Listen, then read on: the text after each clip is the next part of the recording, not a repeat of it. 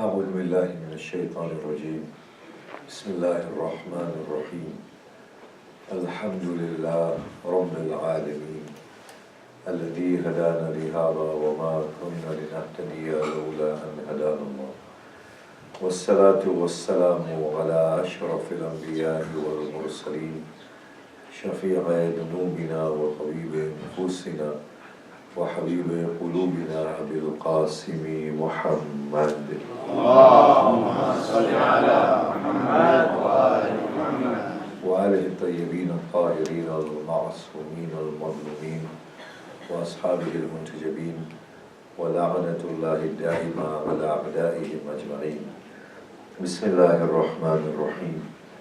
رب اشرح لي صدري ويسر لي أمري واحلل عقدة من لساني يفقه قولي. أما بعد السلام عليكم جميعا ورحمة الله وبركاته. أعظم الله أجورنا وأجوركم بمصابنا بأبي عبد الله الحسين عليه الصلاة والسلام. Now continuing from yesterday, what we stated was, and the theme that Mahdi Salamullah alayhi, as opposed to just being that glorious father of humanity that will represent a very complete state that the humanity will have attained, he is also a living, present reality. He is a reality which is in the process of evolution and growth, in the process of culmination, but he is also a reality at present, a reality shared within humanity at large. And he is also individuals of humanity that from time to time come and push the human community forward in a positive direction. What we are trying to say here is, and we will take assistance of the hadith that we mentioned yesterday, is that as opposed to thinking of a futuristic Mahdi, we need to invite Mahdiism to work positively within us at present. There is no question of an individual coming and heading a human community in which the human community itself has not ripened, has not matured. For every prophet that has come on the face of this earth, this is what we're going to explore today, the ground for their coming was ripened before they came. Otherwise, they would be ineffective. The prophets would not have come in the first instance had the ground not been prepared for their coming. Can you see? It's quite easy to understand. And the world in which we live is not the world that we have understood. Our understanding of the world is so inaccurate that it is a laughable state or a lamentable state. For Moses to have arrived at the Nile and for Pharaoh to have been chasing him and the Israelites to be with Moses trapped between the unforgiving sea in front of them and the bloodthirsty sword subduing them from behind them, was the meticulous planning of this earth. How amazing is what happened at the right time, the precision in the way things happen. The tectonic plates of the earth were set into motion from the time of the formation of the earth that predates Moses by billions of years. The tectonic plates were going to collide at a particular time, creating a tsunami effect. Moses had just taken birth 30 years ago. God has to fulfill his promise of delivering Moses and the Israelites, destroying the Pharaoh all at the same time. And for that, he put the earth at work billions of years ago. Moses has just taken birth 30 years ago. Pharaoh is chasing Moses at this moment. Allah has to make it all come together. Moses strikes his staff. The sea splits open. Moses crosses. Look at the precision and the meticulous way in which nature behaves and operates. It's a living world. A world that a mind of our own. All of us fit in so beautifully, so meticulously, that if anyone were to open their eyes to the truth, they will exclaim, as Surah Baqarah states, الَّذِينَ يَذْكُرُونَ اللَّهَ قِيَامًا وَقُعُودًا وَعَلَى جُنُوبِهِمْ وَيَتَفَكَّرُونَ فِي خَلْقِ السَّمَاوَاتِ وَالْأَرْضِ رَبَّنَا مَا خَلَقْتَ هَذَا بَاطِلًا. That the people who remember Allah standing, sitting on their sides, and they contemplate into the contents of the world and the heavens. And then at that moment there is this great epiphany, realization, and they exclaim, "O Lord, you have not created any of it in vain. There is a purpose to it all." What we are trying to say is, instead of having futuristic notion of an individual coming and delivering us, to actually have a realistic appreciation of what is happening. The Mahdiism that we talk about is a present living reality. What we stated yesterday was that there is no such thing as past. There is no such thing as future. There is nothing but the absolute present. And in that present we have to live. In that present we have to operate. But it's a great shame that through very inaccurate appreciation of life and an appreciation, an inaccurate understanding of the future of human life, we have taken away the charm of life from life itself. To the extent that this opportunity that has presented me, a singular opportunity right now, this is my opportunity, my God. This is for me to make or to break. I have no more than this limited slot on the face of this earth. I have awoken. What a great shame that I fail to ask those fundamental questions. What is it all about? What a great shame that I am led in this life through notions that I have not even examined. What a great shame that I am not critical of life when it is my belonging. I have full propriety, ownership, and stakeholding of this life, that I should give it away to notions that I have not critiqued, which have rendered my life void, nullified my life, and made it wholly useless. Why should I not stand and say, what is it all about? Why should I not stand and say, this does not make any sense to me? It is sheer nonsense, if I were to use that word without offending anybody. Why should a Hindu not question himself and say, the worship of these idols that has preoccupied me with so many rituals? I went to India, and the amount of rituals that these poor Hindus have is suffocating. Their lives are spent in rituals, in superstitious beliefs. None of them are awakening to the truth. What a great shame that a Christian should not ask fundamental questions, that how can anybody else save you when salvation comes from the core of your own being? If I am not a person who's liberated from within, then who can liberate me? 1,000 Christ may taste the bitterness of the crucifix. What will it do for me? What will it do for me? I am after all my slave. What a shame that a Jew does not awaken to the truth and understands that you cannot be a chosen person until you yourself are liberated from within. What a shame that a Muslim does not critique his religion and is led by these notions of exclusivism, that salvation is yours only. How can salvation be yours for the sake of designation of Islam? How? How does that make sense at all? That just because I have the label of Islam, I am on the path of salvation. How can a seed, without wanting to sprout, become a tree? Is it possible that the seed says, I'm an apple tree, I'm a seed of an apple tree, that I've attained the status of an apple tree without undergoing the arduous journey of having its chest torn apart so that a tree may emerge from it? How can Arif sit here and say, I am a believer of Mahdi, I am a believer of the Prophet, I am a believer of Al-Hussein, and exclusively salvation is mine, before his chest is torn apart in search of the truth?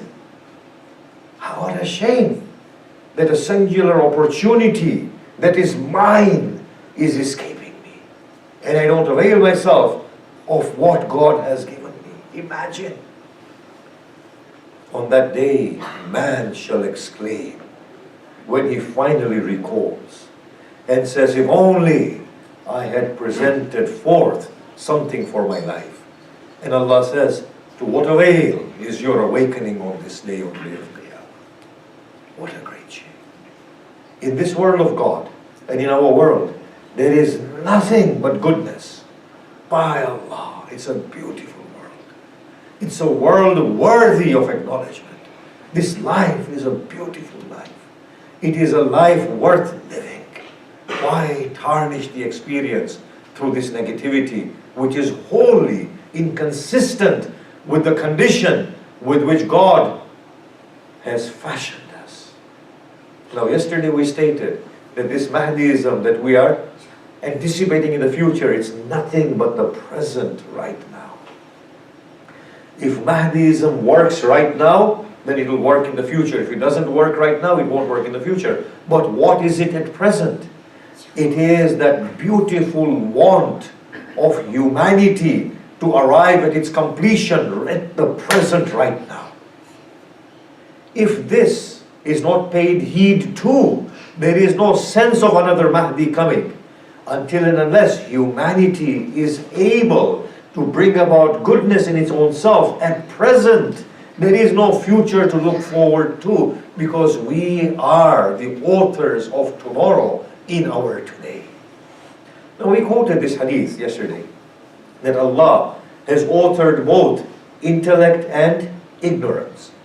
Intellect was adorned by beautiful human qualities. Ignorance was adorned similarly by all the qualities frowned upon by humanity. All the lack is within ignorance. All the positives are within intellect. Think about this carefully. What I'm saying, because we need to build into this topic. Night in our mind is the absence of day, isn't it? Darkness is the absence of light. Ignorance is the absence of knowledge. The absence is seen as a lack, and that is seen as the quality of ignorance in this hadith.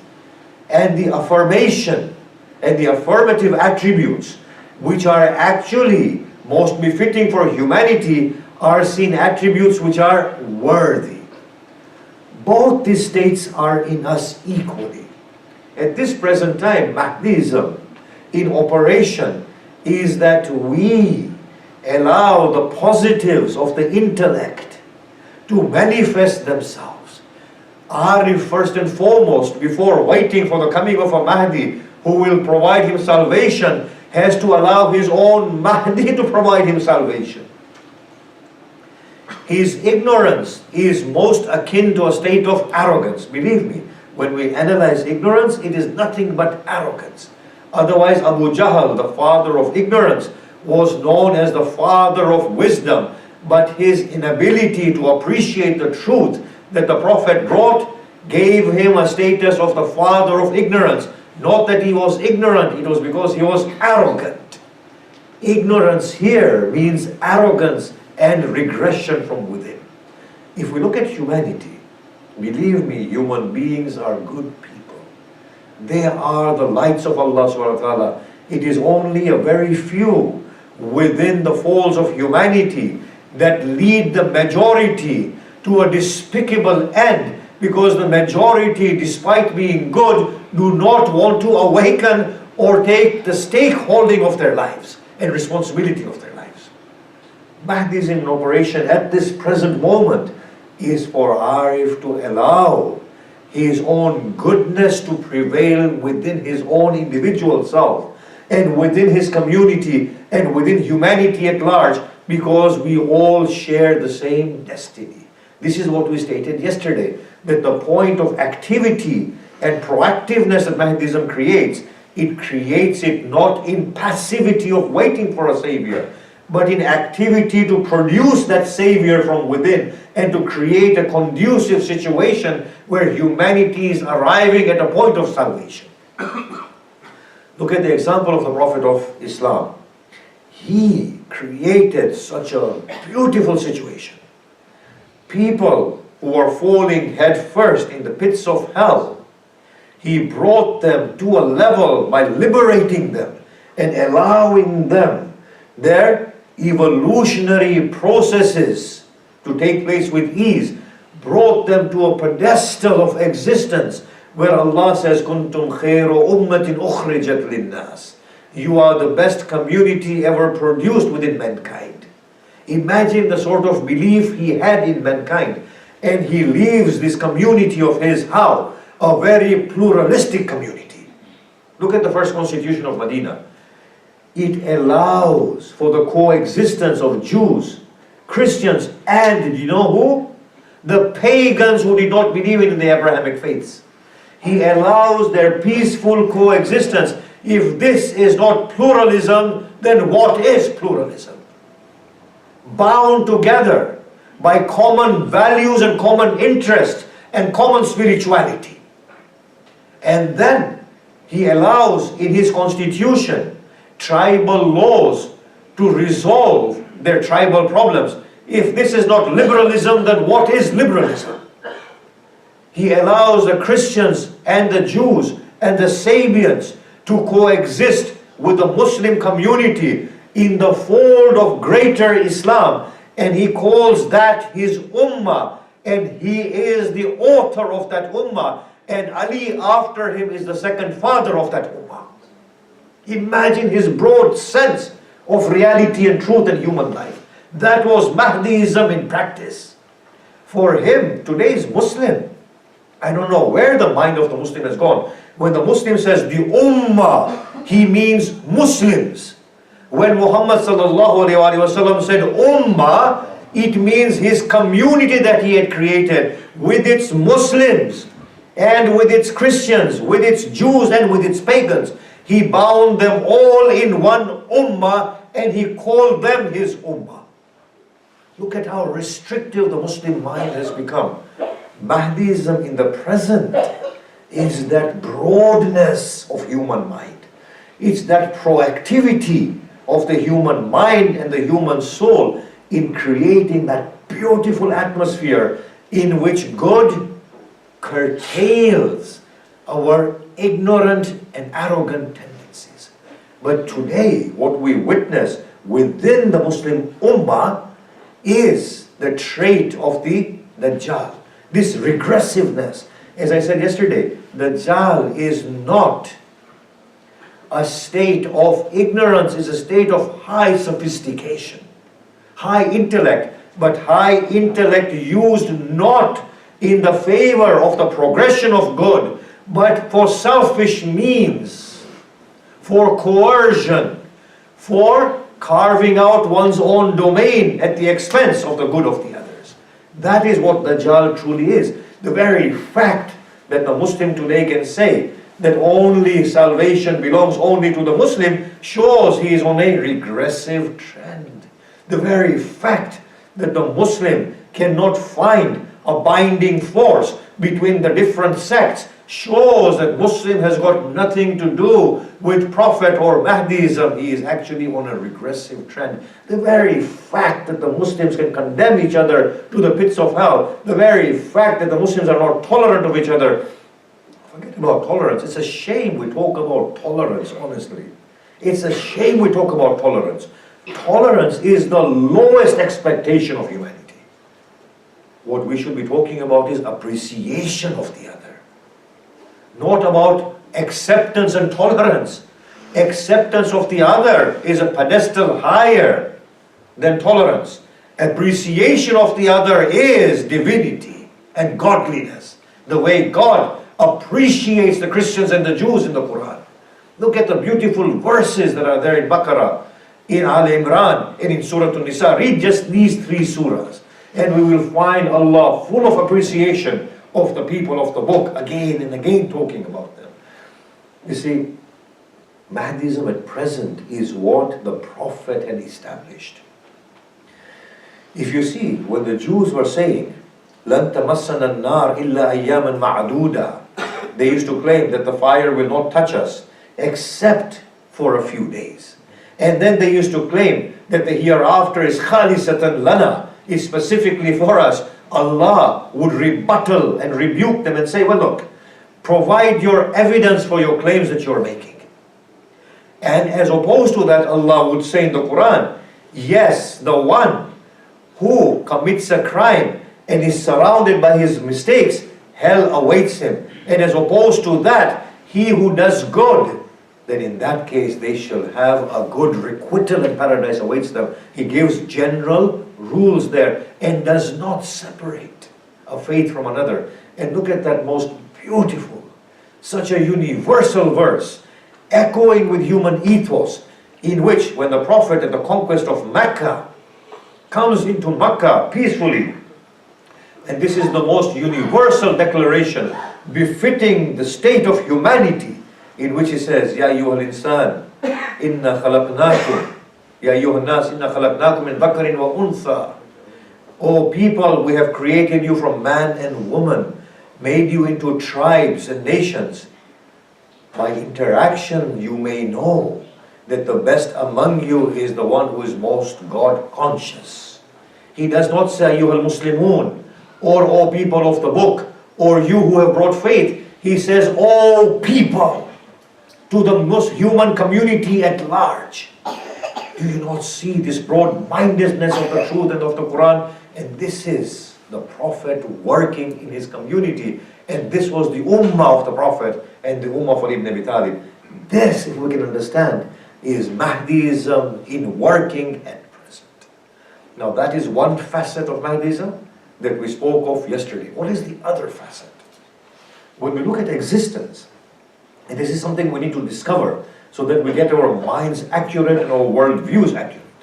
If we look at the world of God, I'm not saying that the Big Bang model is an accurate one. Nonetheless, it resonates with what we observe. If you look at this world of God, what do we see?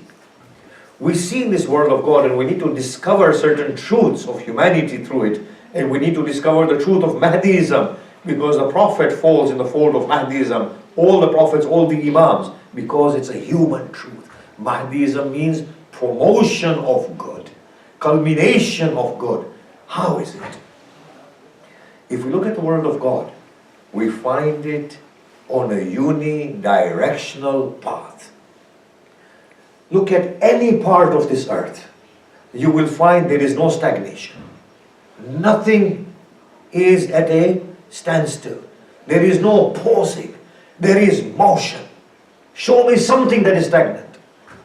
Imam Sadiq said, this wood that you consider to be stagnant, by God it is in motion. Did he say that? My God, what a brain Imam Sadiq was, by the way. We want to discuss him at some point. Just a little glimpse of this man. Everything is in motion. However, the motion in the creation of God, it is not a lateral motion. It is a vertical type of a motion, more so than a horizontal motion. What do we mean by a vertical motion? By a vertical motion, what we mean is it's an evolutionary motion. Everything is going from a state of weakness into a state of strength. Everything is elaborating and coming to the fullness of its own self. Everything, in other words, is realizing itself. It's a state of self-realization. Now, if we take the Big Bang model, from those humble quantum particles to this, it was all there inside those humble quantum particles, which were being spewed by another black hole somewhere. And this is what has come about. Is it strange for you to understand this? If so, then look at a little seed. That little seed, planted in the heart of the earth, provide it with proper physical conditions and observe its journey. Unidirectional journey. There is no stopping. It will tear itself apart, sprout and become a little plant, bring about a trunk, then branches, then leaves, then fruits, and procreate itself, and it goes on and on and on. And every seed has the potential of becoming the same tree. It's a unidirectional journey. If it is still strange for you, then think of a conceived ovum. As soon as it is conceived, it begins its unidirectional journey.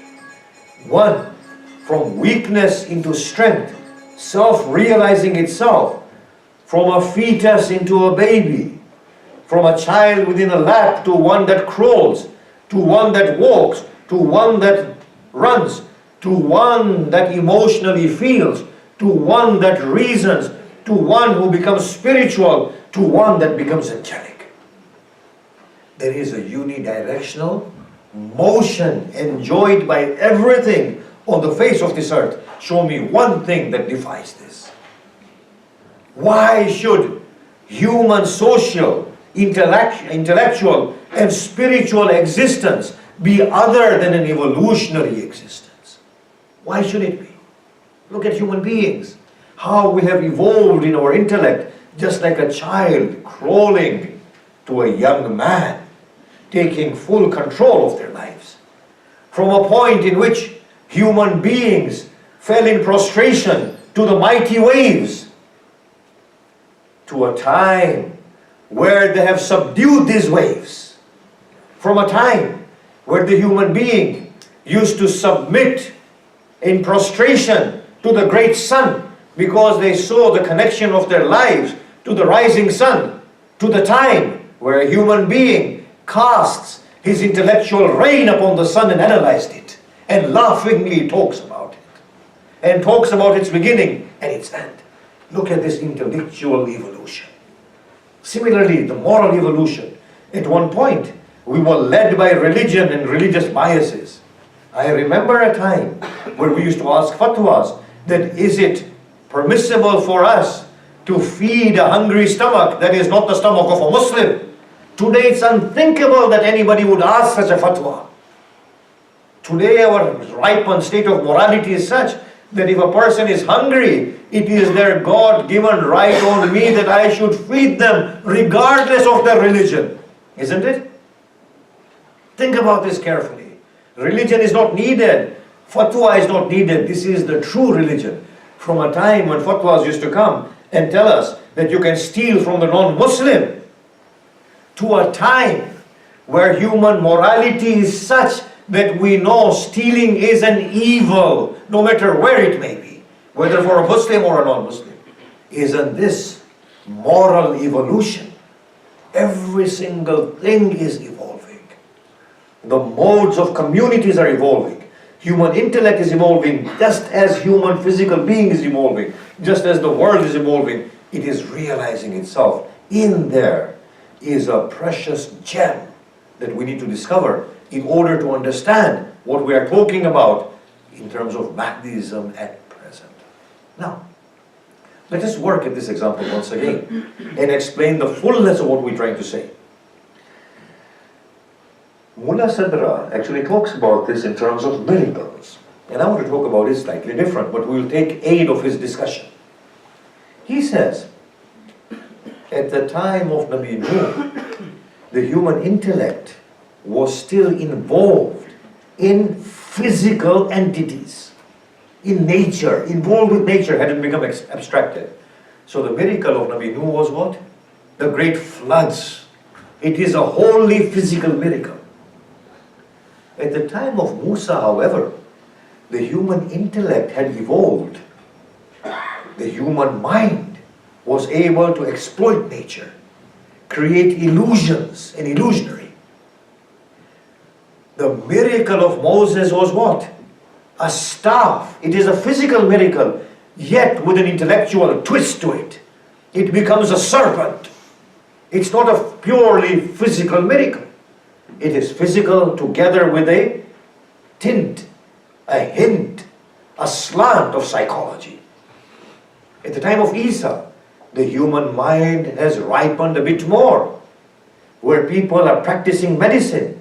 They are exploiting nature, understanding its potency and using it to their own benefit. What was the miracle of Jesus? It was in accordance with the intellectual aptitudes of his people. His miracle was curing the lepers, giving sight to the blind, resurrecting the dead. It is still physically connected, yet it is highly intellectual, yet physically connected. In the time of Muhammad Rasulullah sallallahu alaihi wasallam, the human intellect had evolved to a level that it was able to understand abstract understandings. And what was the miracle of Muhammad Rasulullah? The Quran. It is nothing to do with physical being. It is a wholly intellectual miracle. It is words and meanings. It is wholly intellectual miracle. This is the evolution that has taken place in the intellectual being of human community, and the miracles have reflected this evolution. As I said, I want to take it a little bit differently. Look at the time of Ibrahim. If you look at the time of Adam, the religion of Adam was a very simplistic religion. The principles were the same, the principles of righteousness and liberation and growth. However, the law system was a very simplistic system. Do not kill. Basically, do not kill. His context was a domestic context. You come to the time of Nabi Ibrahim, human beings have become nations. The principle is the same. The principle of liberation, self-realization. However, we are talking about complexity of interactions. So the Sharia of Ibrahim is a far more fine-tuned and sophisticated Sharia. You come to the time of Musa. Ibrahim's Sharia is modified and abrogated to a great extent. The principle is the same. The principle of growth and liberation. Moses' Sharia accommodates that level of growth. Isa's Sharia is a further refinement upon Moses' Sharia. And when the Prophet comes, it's the final Sharia. It's the final Sharia at a fine level of evolution. It replaces Moses' Sharia, Isa's Sharia, Ibrahim's Sharia, yet the principle is the same. The principle of evolution and the principle of liberation. We are seeing the evolutionary track involved at every level of human existence. How odd that the Muslim mind has stagnated at the time of the Prophet. Is it possible that we have evolution from the time of Adam till the time of the Prophet, and after that there is no further growth and evolution? Is it possible? Is this understandable?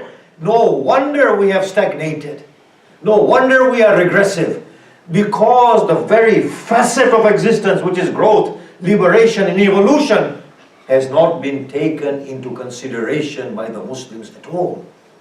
Every single thing was moving on. Now you might say, this is an audacious statement that you're making. I will say, if you find me audacious, then look at this super giant Imam Sadiq Salamullah alayhi.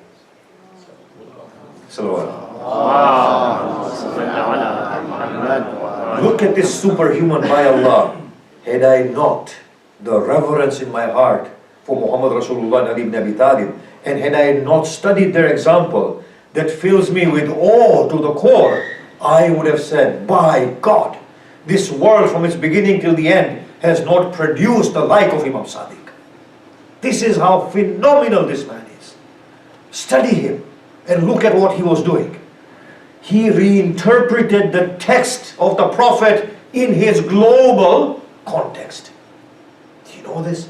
Again and again, Imam Sadiq has reformed the law system. The way he gave us theology, spirituality, and the law, you can see evolution taking place.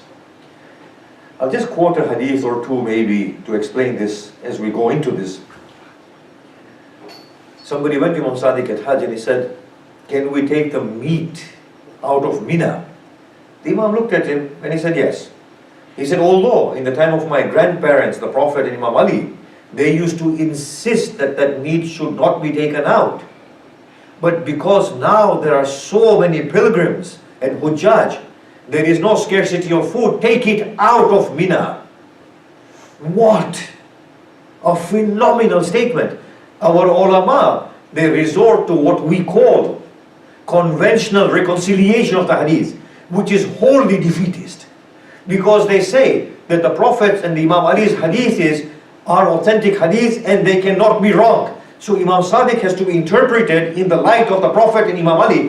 Whereas I'm saying, no, the Prophet and Imam Ali need to be interpreted and reinterpreted in the light of Imam Sadiq, because Imam Sadiq came at a far more evolved level. The level of the Prophet and Imam Ali was a parochial level considering the level of Imam Sadiq, which was a Muslim empire and a global level. See, the Prophet and Imam Ali were addressing their immediate situation. The Imam looked at the ethos, the principle of liberation and revolution, and re-evaluated the same ethos in his context, which was far more evolved. Why drag Imam Sadiq from his position back to the time of the Prophet, whereas everything is moving on? We never say that we need to interpret the Prophet of Islam in the light of Moses' Sharia, do we? We say no, that the Prophet's Sharia and Prophet of Islam is far more advanced.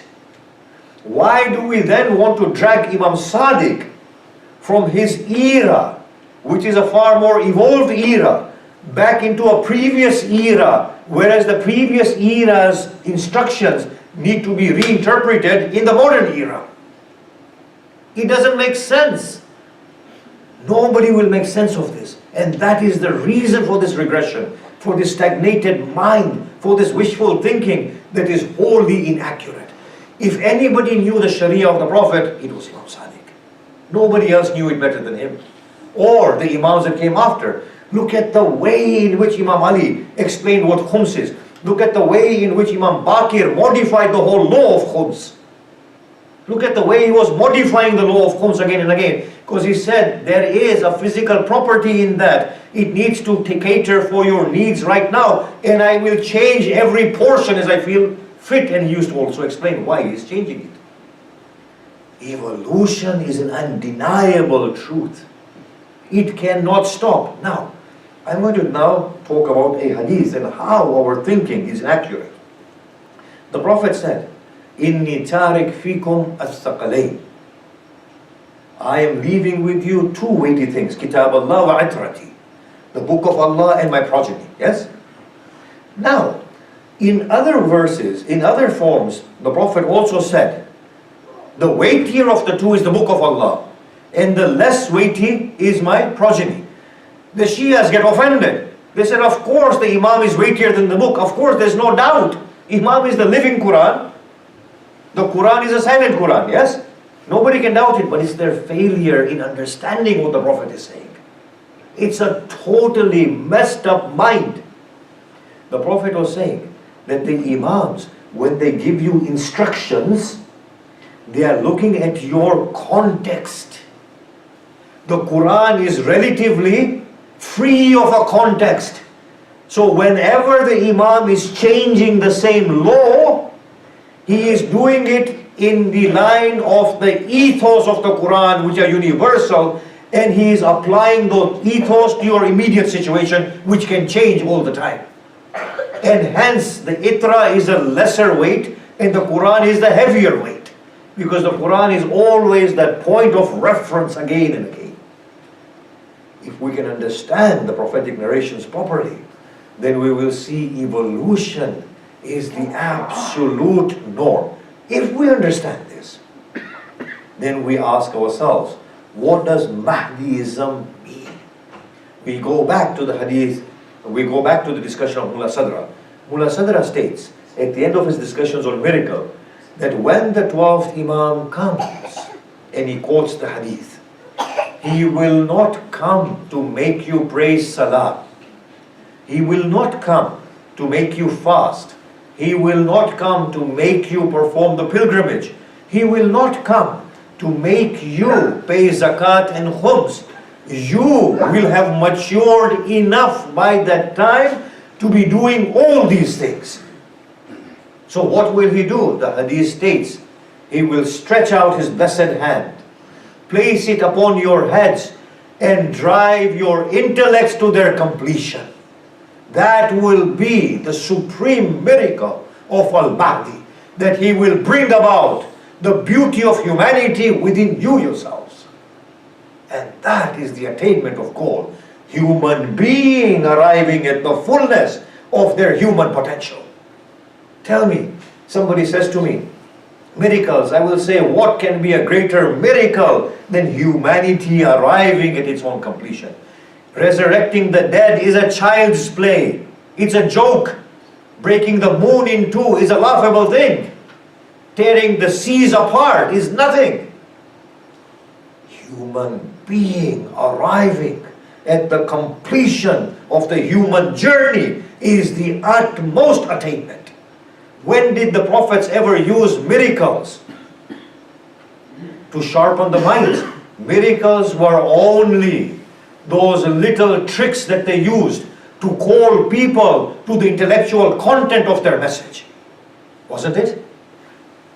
The Prophet split the moon in two so that the people would pay heed to the content of the Quran, which is highly intellectual. Moses threw the staff and made it into a serpent. What were the Israelites supposed to do? Look at the staff and kiss it? No, they are supposed to listen to the intellectual content of what Moses has. So that would lead them aright. The staff was nothing. The staff was just a means to coerce the people. The splitting of the moon was just a means to ignite curiosity in them so that they may come to the real message.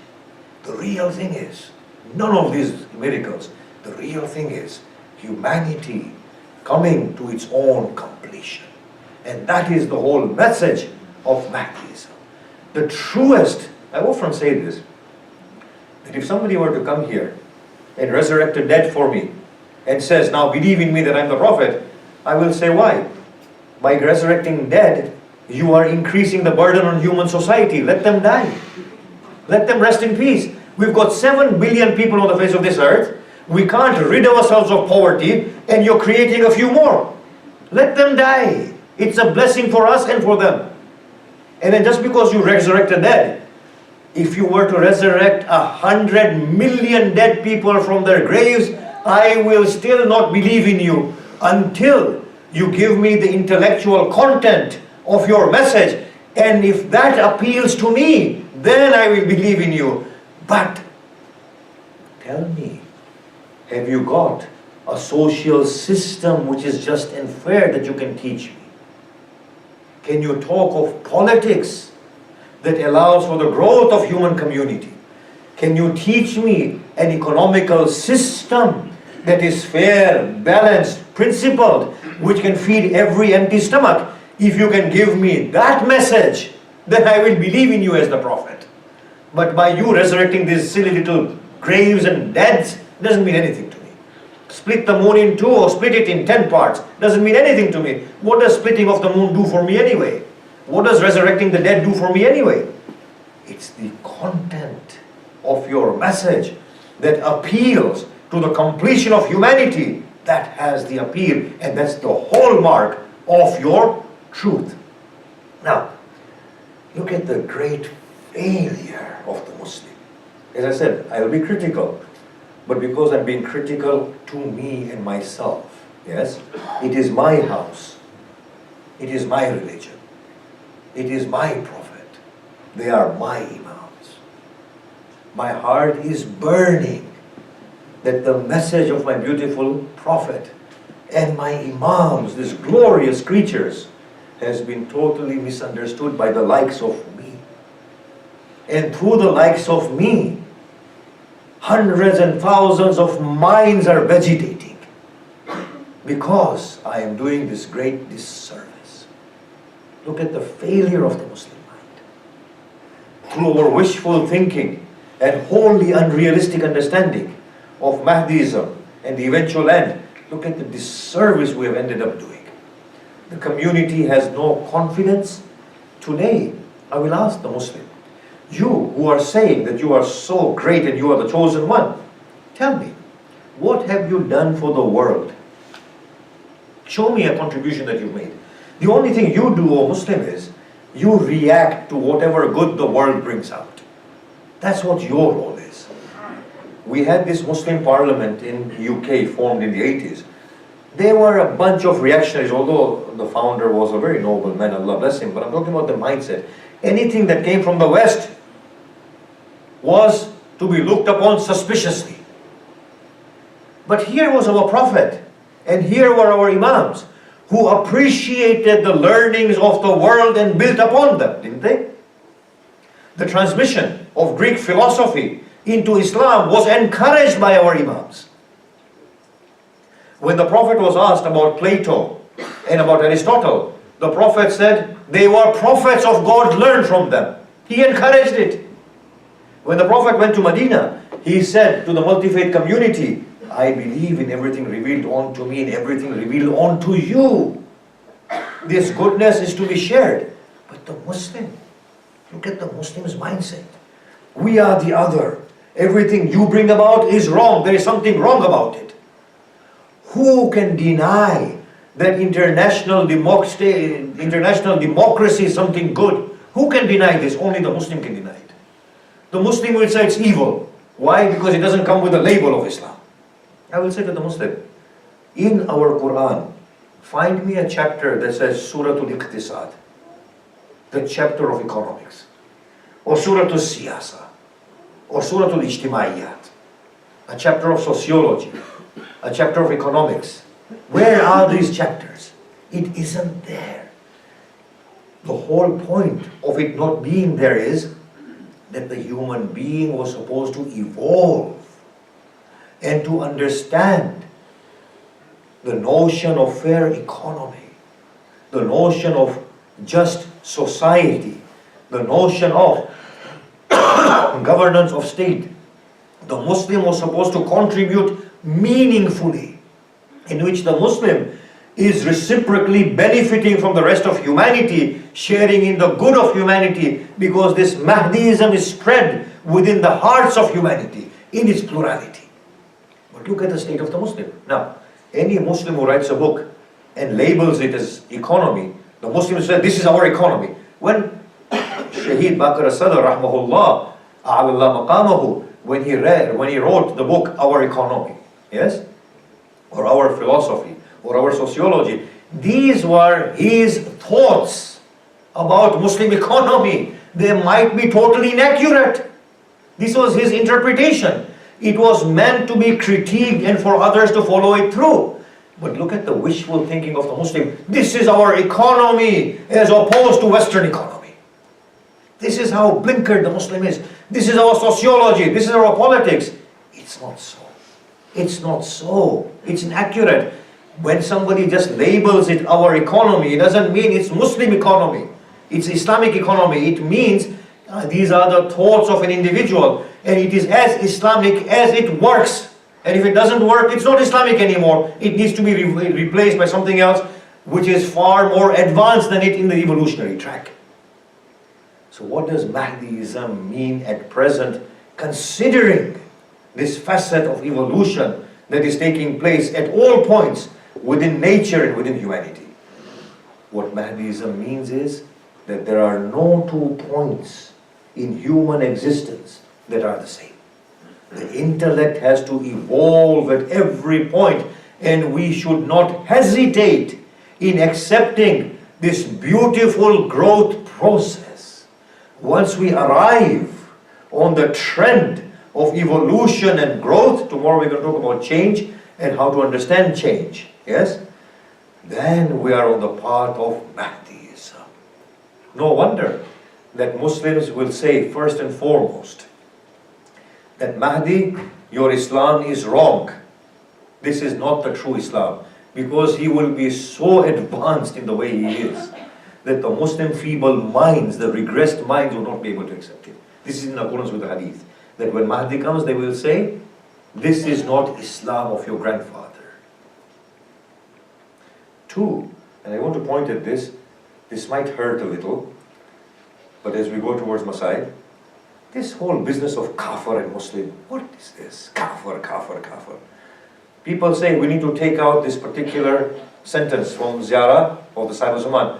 وَقَتْلُ الْكَافِرِينَ بِسَيْفِكَ. I'm saying, no, it's true. This actually is the most truest statement. He will kill the kafir with his sword. The problem is, who is the kafir?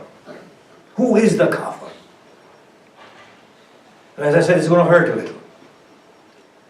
According to hadith, when Mahdi comes, I've already quoted this hadith, when Mahdi comes, the ulama of Qom, a great many of them, will oppose Mahdi.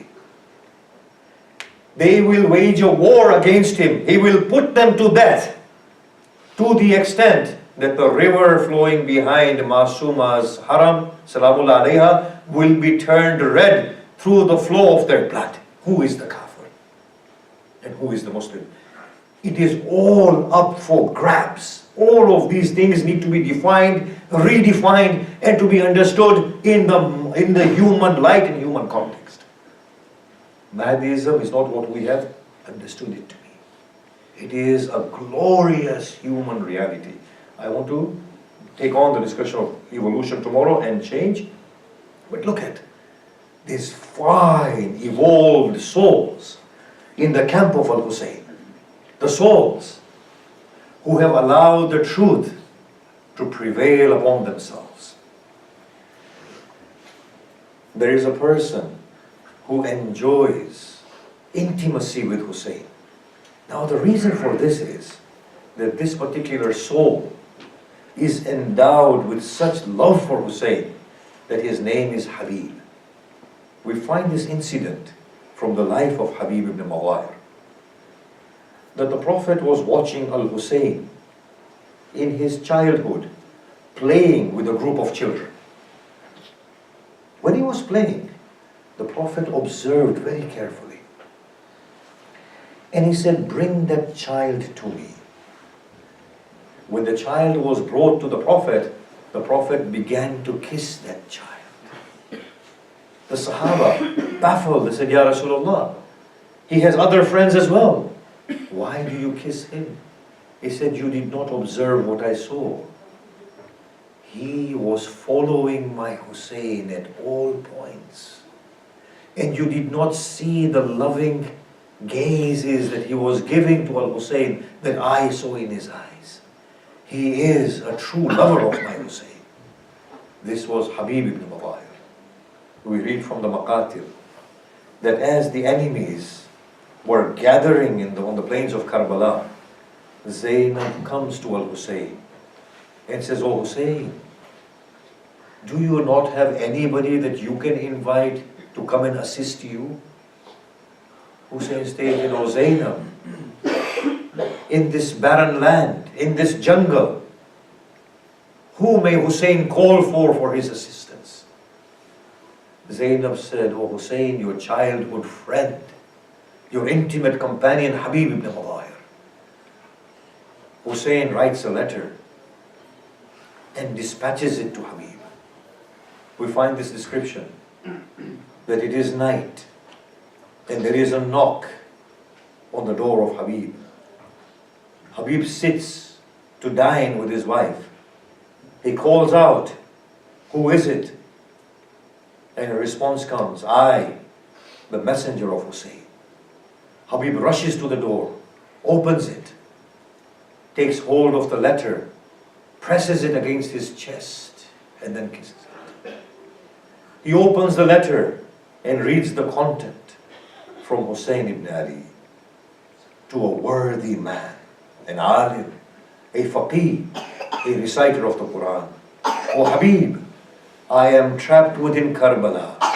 Hasten to me, lest I am put to death before you arrive." Habib's wife asks, "It was the messenger of Hussein. What brings him to us at this hour? And what is the content of Hussein's letter?" He says, "O maid of God, Hussein is under the threat of death." What does he ask for, O Habib? He asks me to join him. Then, O Habib, what have you decided? "I fear for you after me."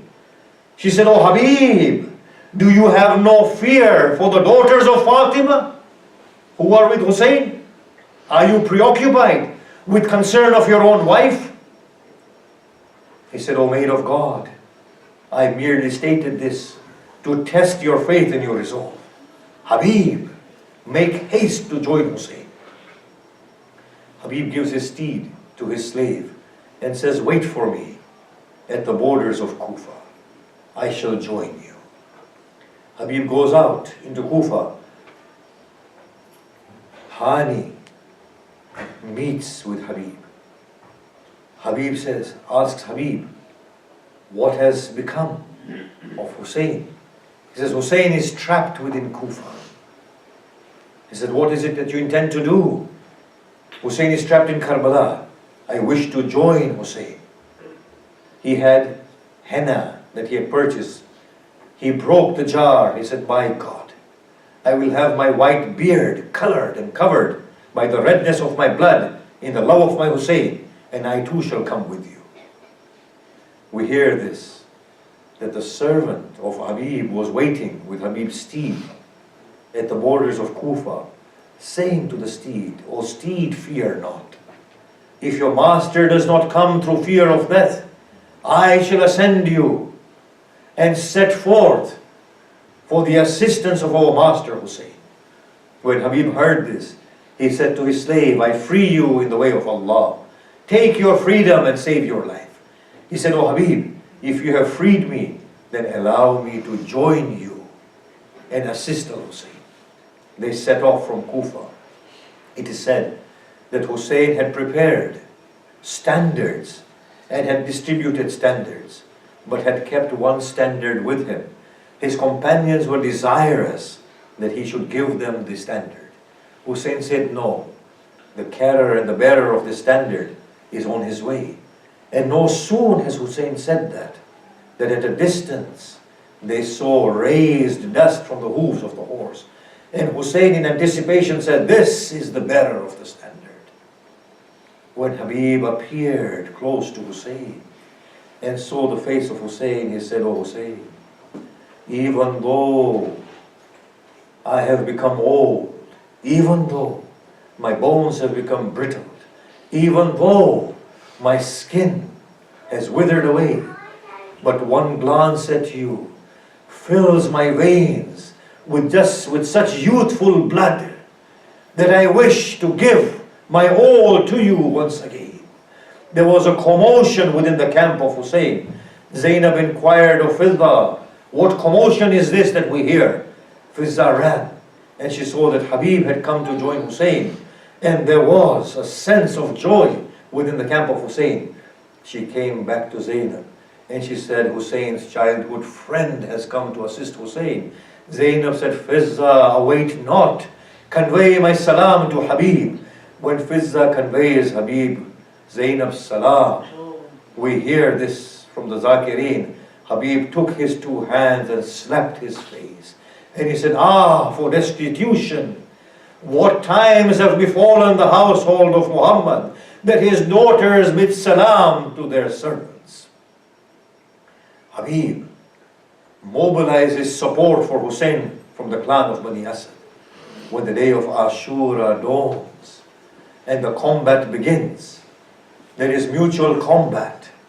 And when the soldiers of Hussein fall one by one, there are only a very few left. Hussein's muazzin reminds him that it is time for prayer. When he reminds him, Hussein begins his prayer. Habib says to Imam Hussein, O Hussein, allow me to engage with your enemy and pray this prayer behind your grandfather. Hussein allows him. Habib enters into the battlefield. Hussein watches Habib. Habib recites war poetry. O people, evil are you, who have invited a guest to you and have prevented him from water, and instead are tearing him into pieces with your swords. By God, had we been equal in numbers, we would have taught you and given you to taste the sharpness of our blades. Habib fights with his enemies. He kills numerous number of enemies, over 80, until Habib is struck with an iron mace upon the back of his head. When Habib is struck, he begins to descend upon the plains of Karbala and calls out, Wa Husayna adrikni. Hamid ibn Muslim states that when Hussein hears the plea of Habib, hopelessness befalls his face, and he cries out aloud, this is the first time I hear the cries of Hussein filling the air. Hussein arrives at the body of Habib with Abbas, carries Habib's head, and says, Oh Habib, shall you leave me? Shall an intimate friend bid his friend goodbye so abruptly? Oh Habib, Who do I have after you? Habib breaks into a smile. He says, "Oh Hussein, this is your grandfather. He quenches my thirst with the goblets of Kawthar and says, Oh Hussein, al-ajal, al-ajal. Oh Hussein, await not. Come to me, I await you eagerly." I will say, "Oh Habib, take the glad tidings that your soul departs this earth in the lap of Al-Hussein. Come with me on the Asr of Ashura. Look at how Hussein trembles upon the dust of Karbala. Shimr has placed his knee upon the chest of Hussein, and a blunt dagger arrives upon his neck. There is no lap to carry the head of Al-Hussein, as Hussein's head is cut from his body while he is still alive." ألا لعنة الله على القوم الظالمين وسيعلم الذين ظلموا أي منقلب ينقلبون. مات Hussein.